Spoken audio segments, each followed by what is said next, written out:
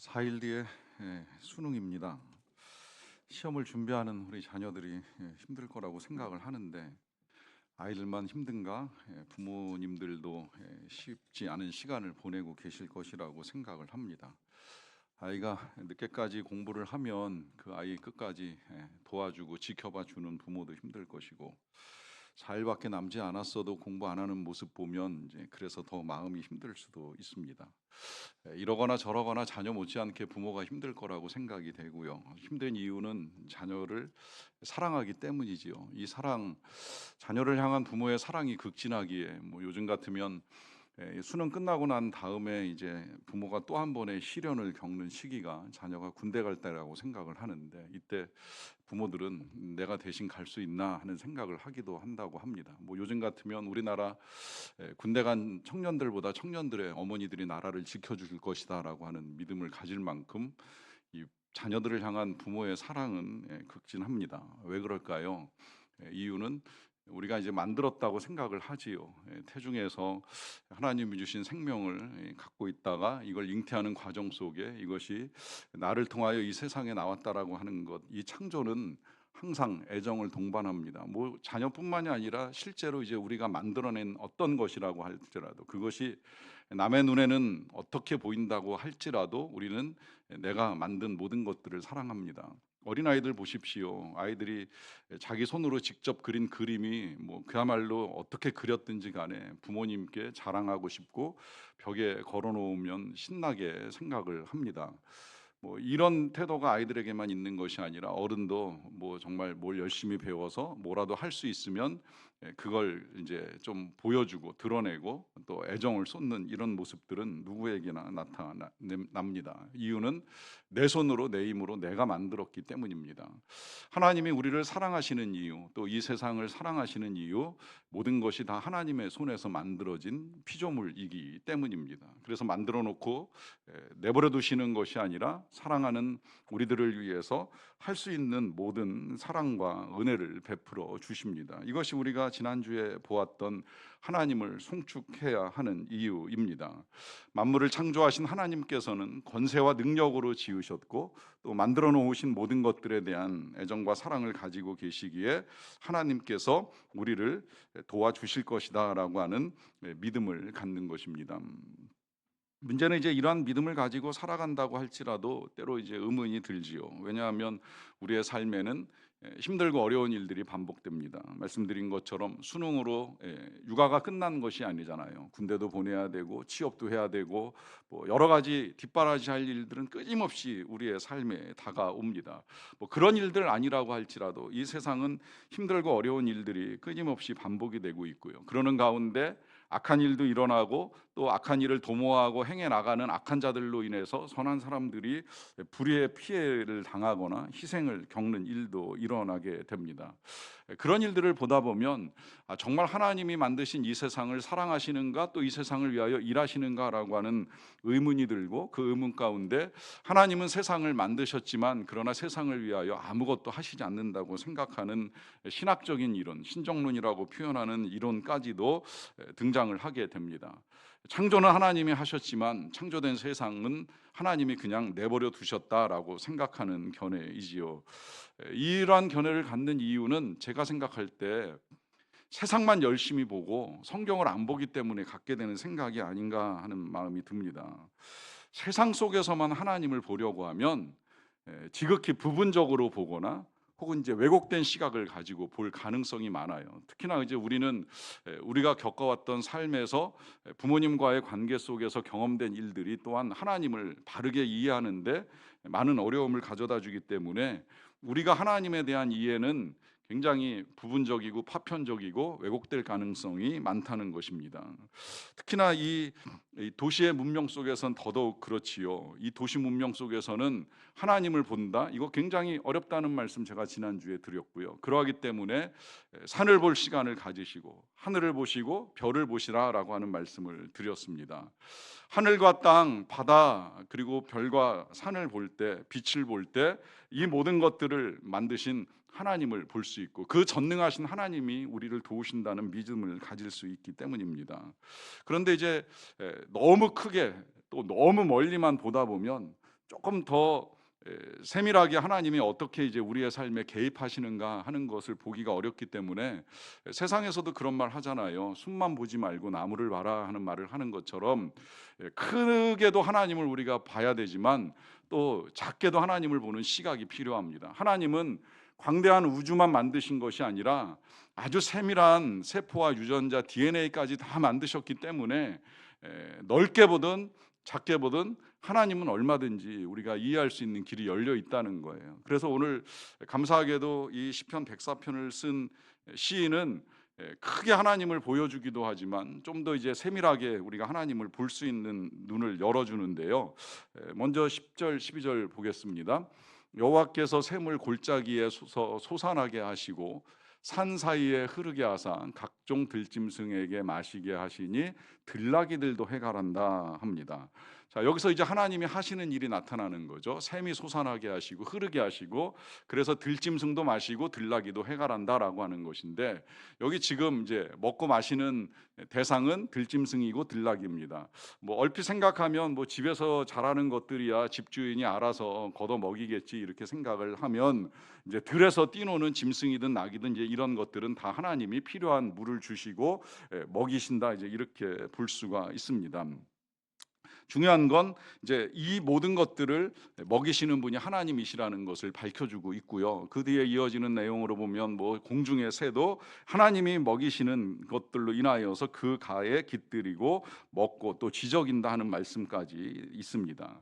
자, 이 들판에 있는 모든 것들, 들에서 뛰노는 짐승이든 낙이든 이 모든 것들을 하나님이 먹이시기에, 그들에게 필요한 물을 하나님이 주시기 때문에 예수님도 그래서 들에 핀 백합화를 보라고도 말씀하시고 공중에 나는 새를 보라고도 말씀을 하셨어요. 왜 말씀하셨는지 아시잖아요.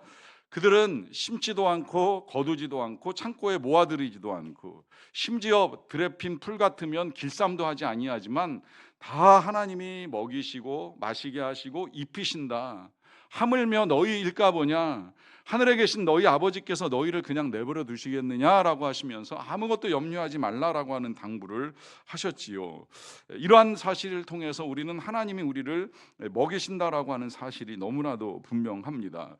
그래서 이제 우리가 계속해서 자연을 보고 산만 보는 것이 아니라 나무도 보고 들짐승도 보고 하는 이런 것들이 그만큼 귀하다라고 하는 거예요.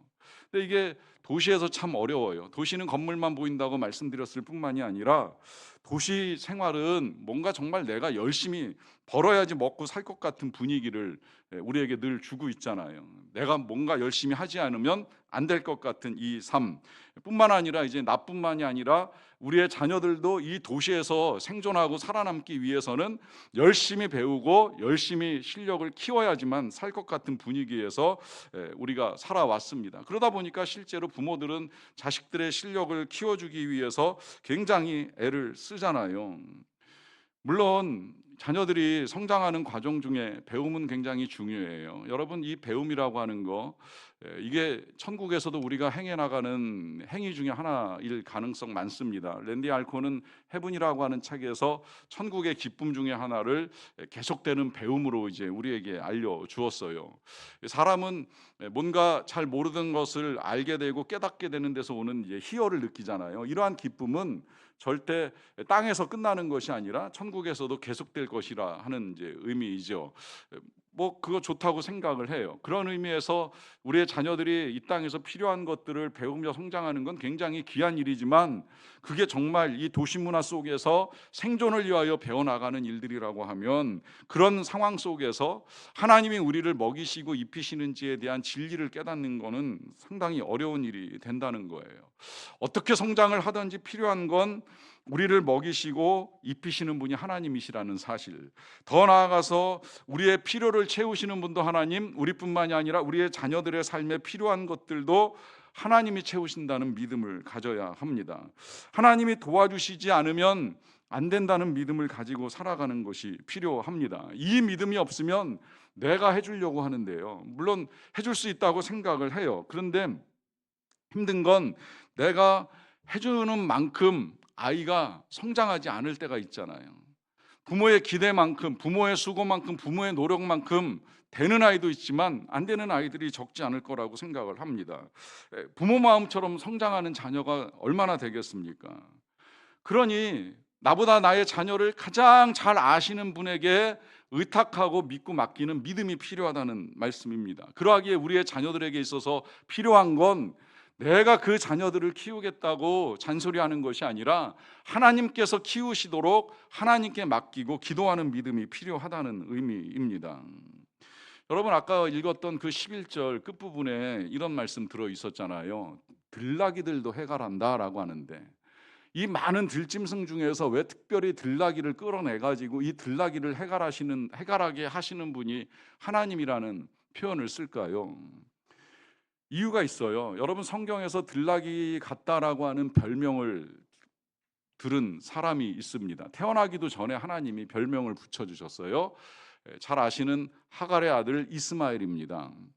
아브라함이 하나님의 약속을 믿고 자녀를 기다리다가 이제 안 되니까 첩 하갈을 얻어가지고 잉태를 하게 됐잖아요. 근데 이 아이를 갖게 되니까 본처였던 사라가 여종 하갈을 구박해가지고 하갈이 도망가는 사건이 벌어지죠. 자, 그래서 하갈이 광야로 도망갔을 때 광야로 나간 이 하갈을 보시면서 하나님이 약속을 하셨어요. 네가 아들을 낳게 될 것이다. 그리고 그가 큰 민족을 이룰 것이다. 그런데 그 끝에 하나님이 그가 들나귀처럼 될 것이다 라고 하는 말씀을 하십니다. 왜 그런 말씀을 하실까요? 들나귀, 말 그대로 집에서 키우는 나귀가 아니라 들판에서 자라는 나귀입니다. 어떻게 보면 자기 멋대로 뛰노는 낙이라고 생각을 하시면 돼요. 요즘 같은 표현으로 하면 자유로운 영혼을 가진 동물이라고 할 수가 있겠는데, 문제는 들나귀가 자유로운 영혼으로 살아가는 게 굉장히 위험한 일이라고 하는 것이죠. 왜 그럴까요? 들나귀는 어리석습니다. 말처럼 잘 뛰지도 못합니다. 뭐 뿔이나 있는 사슴만큼도 못한 뿔을 가지고 있습니다. 이런 자가 힘도 없고 지혜도 없으면서 들판에 뛰노는 나귀처럼 자기 멋대로 뛰논다고 하면 이거 굉장히 위험한 일이 될 수 있거든요. 그런데 하나님이 그 이스마엘, 들나귀 같은 이 이스마엘을 하나님이 키우셔서 하나님이 민족을 이루게 하시겠다라고 하는 약속과 은혜를 베풀어 주시는 거예요. 이 들나귀 같은 자도 하나님이 먹이신다는 사실을 하갈에게 알려주시는 것이지요. 여러분, 지금 이 들나귀가 해갈한다, 자기가 목마를 때까지 물이 어디 있는지 신경도 안 쓰고 챙기지도 않고 열심히 떠당기는 거예요.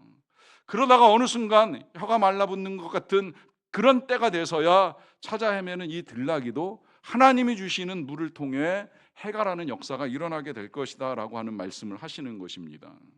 이게 얼마나 감사한 일이에요. 그렇다면 하나님께서는 이렇게 들판에 있는 짐승이나 나귀만 돌보시는 분이시겠습니까? 14절을 보세요. 그가 가축을 위한 풀과 사람을 위한 채소를 자라게 하시며 땅에서 먹을 것이 나게 하신다라고 하십니다. 이제 보시는 대로 들판에 있는 것들뿐만이 아니라 집에서 자라나는 가축, 그 가축이 먹을 만한 풀뿐만이 아니라 이제 사람이 먹을 채소, 이 모든 것들 다 하나님이 땅에 주시는 물로 인하여 먹을 것이 나게 하신다라고 하는 말씀이고요. 이어지는 15절도 보겠습니다.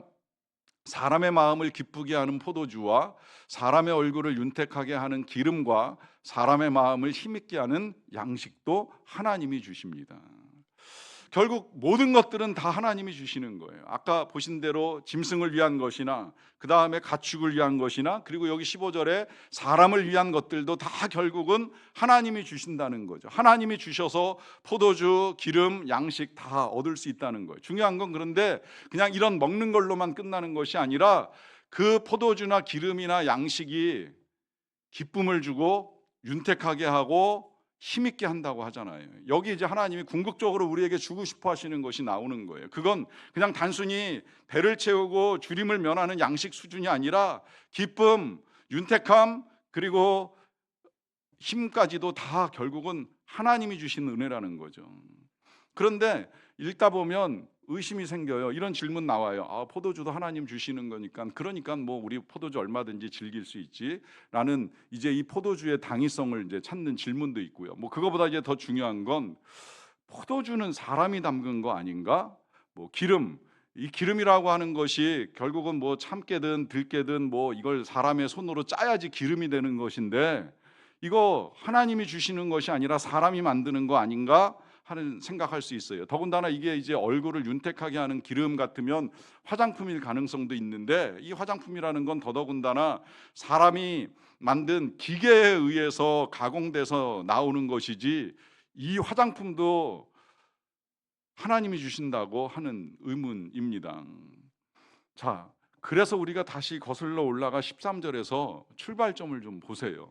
그가 그의 누각에서부터 산에 물을 부어 주시니 주께서 하시는 일의 결실이 땅을 만족시켜 주신다라고 하는 사실을 밝히면서, 이 하나님이 누각은 하나님이 앉아 계신 보좌의 다른 표현이라고 볼 수 있는데, 그 보좌에서부터 우리에게 허락하시는 이 물의 은혜로 말미암아 땅에서 필요한 모든 것들, 뭐 채소뿐만이 아니라 가축과 들짐승, 그리고 사람에게 필요한 기름과 포도주에 이르기까지 이 모든 것들이 다 얻을 수 있게 된다는 거예요.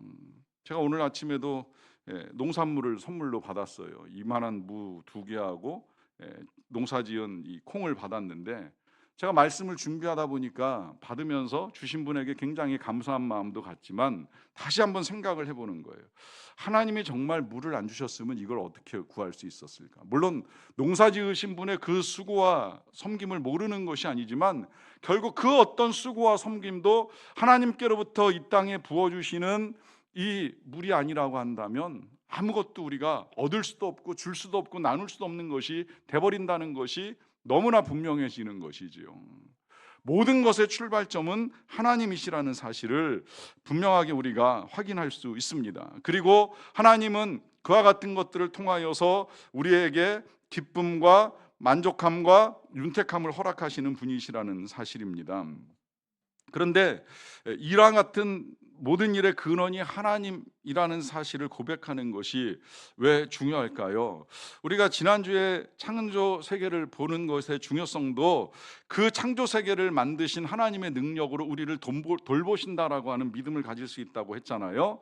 자, 그러면 이제 오늘은 이 모든 것들을 만드시고 필요를 채우시고 하시는 그 하나님을 보는 이유가 왜 중요한가 하는 것을 18절을 통해서 좀 해석을 해보겠습니다. 자, 높은 산들은 사냥을 위함이요 바위는 너구리의 피난처로다라고 하는 말씀을 합니다. 자, 여기 보시면 높은 산이 산에서 사는 양을 위한 것이고 바위는 너구리의 피난처로다라고 하는 말씀이 있는데요. 이 높은 산, 사람이 올라가기 힘들고요. 뭐 짐승들 중에서도 정말 사나운 맹수들은 높은 산에 오르는 게 쉽지 않아요. 그런데 이 유대 광야나 성지에 가서 이렇게 보면 희한한 광경 중에 하나가 뭐냐면, 그 높은 산에 조금씩 패여 있는 장소가 있으면 거기에서 산에 사는 양들이 잠을 자거나 휴식을 취하는 모습을 볼 수가 있습니다. 볼 때는 어떻게 저기를 올라갔지? 왜 저기 가서 저러고 있지 하는 생각이 들 때가 있었어요. 그런데 이유가 있더라고요. 그 이유는 그들은 그런 데 가서 쉬지 않으면 언제 맹수가 와가지고 덮쳐서 자신을 해야 할지 모르기 때문에 쉴 수가 없는 거예요. 그러니까 이 사냥을 위한 피난처도 하나님의 손에서 만들어진 높은 산 내지는 뭐 절벽이나 벼랑 같은 것을 통해서 그들이 쉴 만한 공간을 허락하신다라고 하는 의미입니다. 그러고 보니까 너구리는 뭐 우리가 사는 땅에도 이제 얼마든지 볼 수 있는 모습인데, 이 너구리가 지금 이 말씀대로 하면은 바위가 피난처라고 하잖아요. 왜 바위가 너구리의 피난처가 되겠습니까? 이 바위, 어떻게 보면 굉장히 무용한 자연지물이 저는 바위라고 생각을 해요. 바위는 농사를 지을 수도 없고 그걸 사람들이 딛고 지나가려고 하면 넘어가기도 쉽지 않고 굉장히 불편함이 많은 장소가 바위 아니겠습니까? 그런데 이 바위조차도 하나님이 너구리의 피난처로 만드셔서 그 틈에 들어가서 너구리가 숨게 되면 사람도 짐승도 그 누구도 너구리를 해할 수 없는 일이 벌어진다는 거예요. 무슨 이야기겠어요? 들짐승에 불과한 산의 양이든 혹은 너구리든 다 하나님이 피난처를 만드셔서 그들이 쉴 만한 공간, 그들이 생명을 유지하는 데 어려움이 없는 일들을 이루어 주신다는 의미입니다. 결국은 하나님께서 그 모든 것들의 피난처도 제공을 하시고 은혜를 베푸신다라고 하는 것이죠. 이것이 중요한 건 하나님의 공급으로부터 하나님이 우리에게 허락하시는 이 모든 것들이 결국은 우리가 이 세상에서 어려움을 당하거나 환난에 처할 때에 우리를 지키시는 하나님의 은혜의 방편과 도구가 된다는 사실입니다. 그러하기 때문에 이 모든 것들의 근원이 하나님이시라는 사실을 믿는 믿음이 중요한 것은 우리에게 있어서 필요한 모든 것들, 그게 양식뿐만이 아니라 우리의 삶을 위협하는 그 어떤 어려움들 가운데서도 우리가 흔들리지 않고 살아갈 수 있는 믿음을 가지고 살 수 있기 때문입니다. 여러분 잘 생각을 해보세요. 삶이 어려워지는 이유가 무엇입니까? 여러 가지 이유가 있을 수 있어요. 때로는 사람들의 공격과 말의 상처로 인해서도 어려움을 겪기도 합니다만은 가장 힘든 건 제가 봤을 때 어찌되었건 상실이나 결핍을 경험할 때입니다. 이것이 경제적 상실이나 경제적 결핍뿐만이 아니라 우리 자녀에게 있어서 지력의 결핍을 보는 그 부모의 아픔이 거기에서 있는 거 아니겠습니까? 아이는 이만큼 수준이 올라와야 되는데 영 올라올 생각을 안 하니까 부모의 마음이 힘들어지는 거잖아요. 이럴 때 우리가 어떻게 이걸 이겨나가겠느냐라고 하는 말씀을 드리는 거예요. 과거의 어머니들은요, 쌀독에 쌀이 떨어지면 근심이 가득했어요. 그래서 때로 정말 먹을 게 없을 때 어머니들 중에는 시장에 나가서 그동안 길렀던 머리카락 잘라가지고 쌀로 바꿔가지고 오는 일도 있었잖아요. 그래서 보자기 쓰고 배고픈 시간을 지내기도 하는 그런 일들도 벌어지고 있었는데, 이게 얼마나 큰 근심입니까? 내가 낳은 자녀 내가 먹여야 되는데 먹일 수 없으니 어찌할까 가득 찬 근심을 가지고 수단 방법을 가리지 않고 먹이기 위해서 애를 쓰는 부모의 모습을 보여주는 거예요. 그런데 저는 지금은 그 정도까지 이제 우리 사회에 어려우신 분은 없다고 생각을 합니다.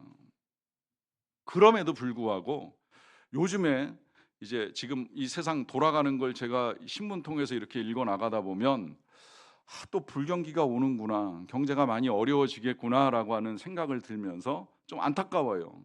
경제가 어려워지면 어찌되었건 간에 가진 사람들보다 이제 안 가진 사람들이 훨씬 고난을 더 많이 겪지요. 이 체감 경기의 어려움은 바닥에서부터 느껴지는 거잖아요. 먹고 살기 힘든 사람들이. 하지만 제가 참 안타깝게 여기면서도 크게 걱정은 안 합니다. 걱정을 안 하는 건 남의 일이라고 해서 걱정을 안 하는 것이 아니라 하나님을 믿기 때문에 걱정을 내려놓는 거예요. 경기가 나빠지고 어려워질 수는 있겠지만 그러나 하나님께서 먹이시고 채우시지 아니하시겠는가라고 하는 믿음을 가지고 다시 나아가는 겁니다.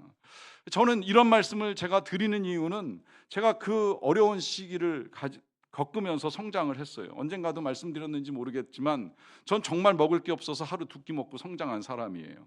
근데 죽지 않고 이렇게 살아있잖아요. 하나님이 살려주신 거예요. 하나님이 먹여주신 거예요. 여러분, 우리가 지금도 이 땅에서 이렇게 살아갈 수 있다면 우리를 먹이신 분이 누구이십니까? 하나님 아니십니까? 그런데 문제는 먹고만 사느냐, 이제 이런 질문 하실지도 모르겠어요. 물론 그렇지 않다고 생각을 해요. 어떻게 먹고만 살겠습니까? 이제 우리의 삶이 달라졌는데. 그래서도 한번 생각을 다시 해봤습니다. 요즘은 우리 자녀들에게 먹는 건 둘째치고 잘 가르쳐야 된다는 생각을 하잖아요. 사실 이것도 이제 오늘 우리가 많이 하는 생각인데, 과거에 여기 우리 교회 성도님들 중에도요, 공부하고 싶어도 공부할 수 없는 여건에 배움에 한이 맺힌 분들도 여럿 계신 걸 제가 알고 있어요. 과거에 가외, 학원 무슨 꿈을 꾸겠습니까? 학교만 보내줘도 감사한 것이지요. 사실 저만 하더라도 학교 다닐 때 450원 육성예배를 낼 수가 없어가지고 맨날 불려 나가가지고 선생님한테 맞든지 뒤에 가서 손들고 서 있든지. 낯선 라떼의 이야기입니까? 겪어보신 적이 없으신 것처럼 반응을 보이시는데, 전 그때도 잘 이해가 안 됐어요. 학교에 보면 150원 내는 친구가 있고 600원 내는 친구가 있는데 저는 이제 450원에 해당이 되더라고요. 근데 왜 150원이 아닐까? 어차피 우리 집은 가난해서 학비를 못 내는데 왜 우린 450원일까? 왜 이것 때문에 나는 맨날 터지거나 손들고 서 있어야 되나 하는 생각을 할 때가 많았습니다. 자, 이 학비 450원을 주느냐 못 주느냐로 배움을 계속 할 수 있느냐 없느냐의 문제가 결정되던 시기가 있었어요. 근데 지금 학교에서 학비 때문에 공부를 못한다. 물론 대학교에 아직 학자금이 어려워서 융자를 받아가지고 학교를 다니는 친구들도 있기는 합니다만은, 그러나 초중고 대학에 있어서 필요한 건 지금 그 이상이잖아요. 문제는요, 그 이상을 열심히 채워주는데 애가 성적이 안 오르니까 이 부모들이 힘든 거예요. 온갖 것 다 갖다 쏟아부어주면서 가외시키고 학원 보내는데 그만한 성적이 안 올라오니까 우리가 두려워합니다. 여러분, 성적은 하나님이 채워주시지 않으면 안 되는 거예요. 물론 기도해서 하나님이 주시기를 기도만 하라는 말씀을 드리는 것이 아니라 우리의 자녀의 인생, 자녀의 미래가 돈으로 쏟아붓는다고 될 일이 아니라 하나님이 해주셔야 된다는 믿음을 가지시라라고 하는 부탁을 드리는 거예요. 왜 그런지 아세요? 16절 말씀을 보세요. 여호와의 나무에는 물이 흡족함이요 곧 그가 심으신 레바논 백향목들이라고 합니다.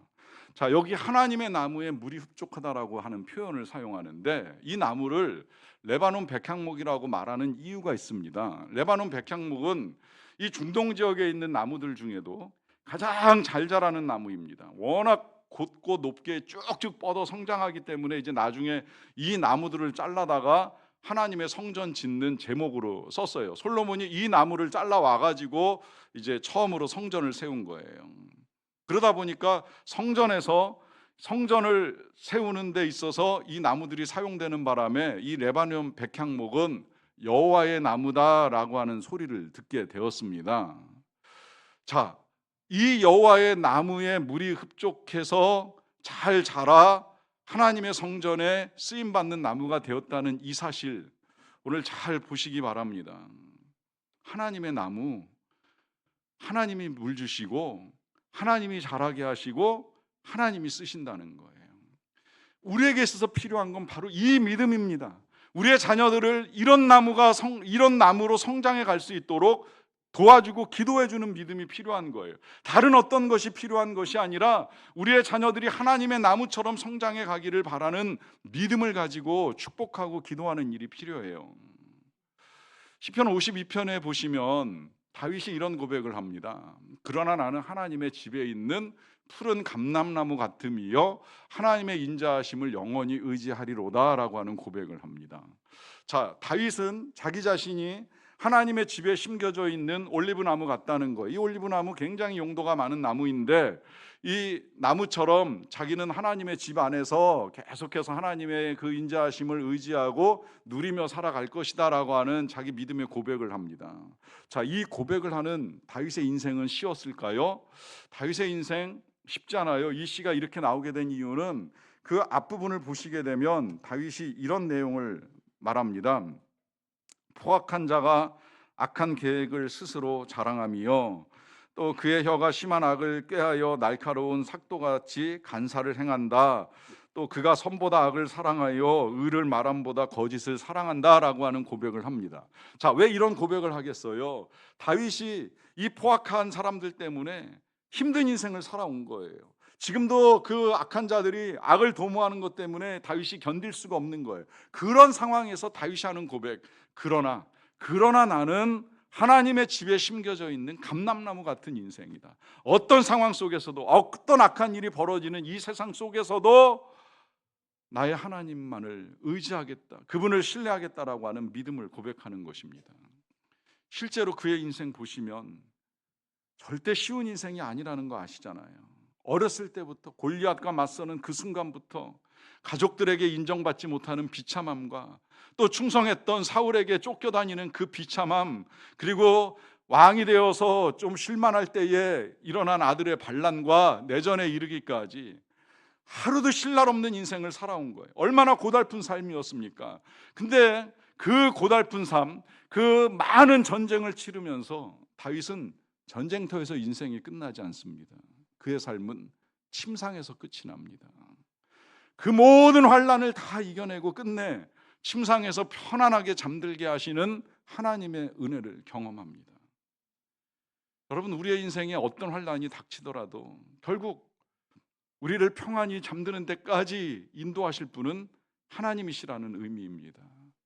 그러하기에 언제라도 하나님을 신뢰하고 하나님만 의지하시고 우리의 자녀들도 그런 자녀들이 되도록 기도해 주시고, 그래서 그 은혜 늘 누리며 살아갈 수 있는 저와 여러분 다 되시기를 간절히 축원합니다.